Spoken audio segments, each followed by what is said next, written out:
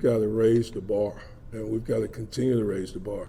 I don't think any of those young men, when they signed to come to Tennessee, they signed to say they wanted to come and be a part of a 7-6 program.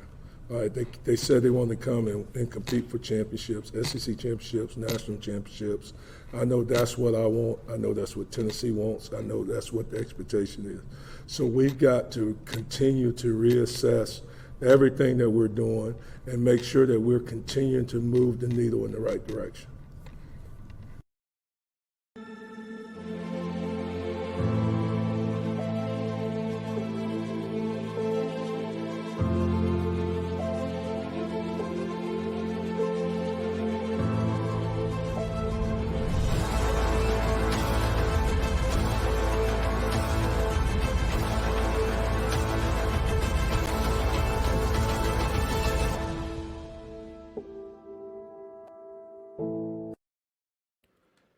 Welcome to the Talkin VAWLS Network. My name is Boogie Bentley. Wanted to drop a quick little update video. A defensive lineman formerly committed to Tennessee has entered his name into the transfer portal. We'll take a look at it, see if Tennessee's going to go down that road. But as always, do me a favor real quick. Smash that thumbs up. Helps the channel. I would appreciate it. And if you're new to the Talkin VAWLS Network, welcome.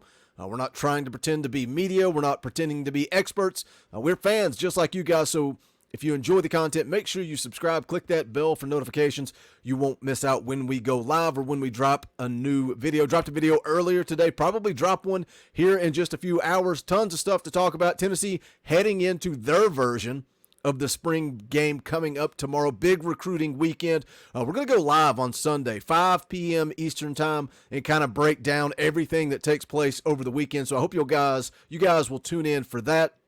But let's go ahead and jump into the video here. Article from 24/7 Sports. Maryland loses another top young defender to the transfer portal. Let's take a look, see who it is for the second time in a week.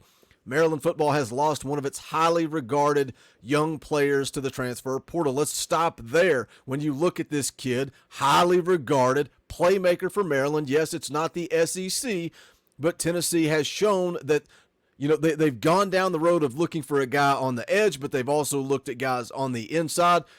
Says this time it was the defensive lineman Darrell Jackson announcing his departure. Here's the quote from Jackson. Says, "First, I would like to thank the University of Maryland for giving me an opportunity to pursue my dreams. I would like to thank Coach Locks and Coach Brian Williams for believing in me. After discussing this decision over with my family and following my heart, I've decided to enter my name into the transfer portal." Jackson, 6'6", 300-pound defensive lineman, showed promise as a true freshman last season, appearing in all 13 games, and started in the new era Pinstripe Bowl, totaling 22 tackles. Part of a heralded recruiting haul on the defensive line last season, he appeared to be perhaps the most promising prospect among them. That excites me. A guy that, look, he knows how to get it done on the college level. Again, it may not be the SEC, but we need bodies. Goes on to say his departure is especially painful because blue chip pass rusher Damian Robinson dropped a video on him, also announced his exit last week.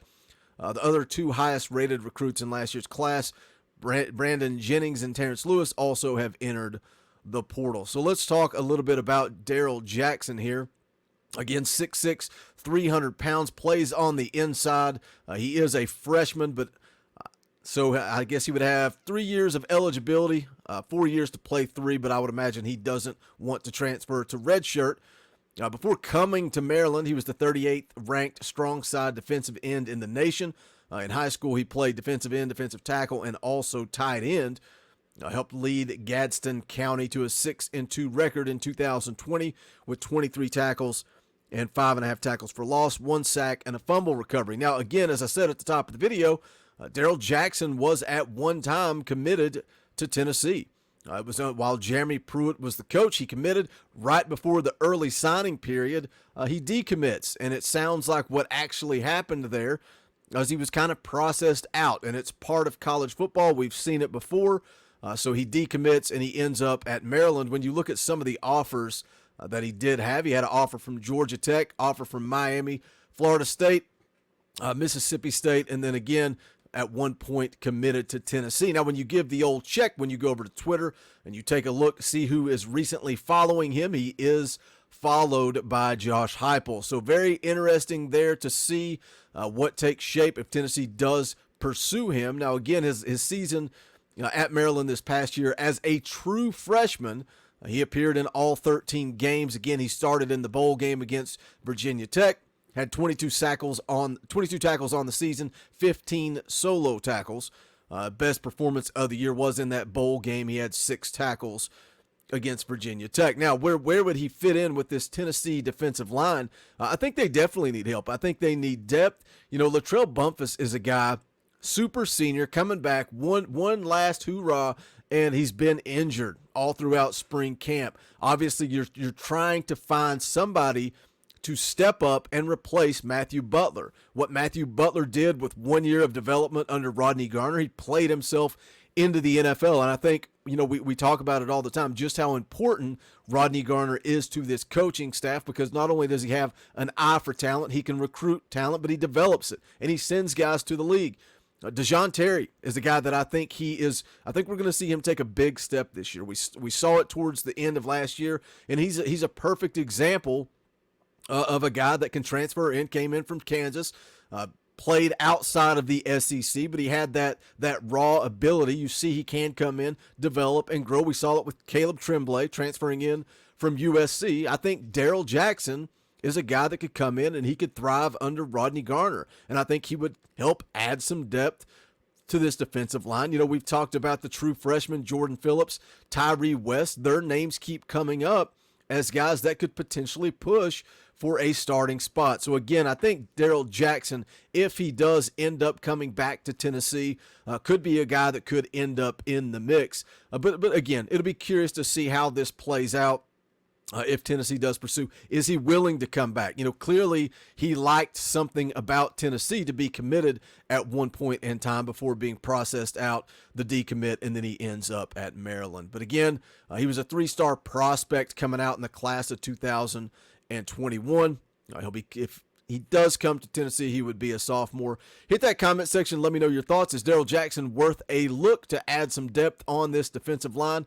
If you have not done so yet, please smash that thumbs up on the way out the door. Also, go check out the official merchandise of the Talkin VAWLS Network. Go to bonfire.com/store/Talkin VAWLS. We've got these brand new designs, Talkin VAWLS Elite. If you know, you know. Get in where you fit in. Check them out. You can see the different styles, designs. You can also change the color. So when it shows up on the screen there, the gray hoodie, you could also get one in black, navy blue, white, different colors for all the designs. It's that way for everything we've got in the shop. But again, that is bonfire.com/store/Talkin VAWLS. Video a little bit shorter than usual, but again, wanted to jump on, give you guys a quick update because I think this is one Tennessee is going to show some interest in. But hit that comment section. Let me know your thoughts. Probably got another video coming later today. Hope to see you guys Sunday for the live stream, 5 p.m. Eastern time. But that is going to do it for this one. This is the Talkin VAWLS Network. My name is Boogie Bentley. Go Big Orange.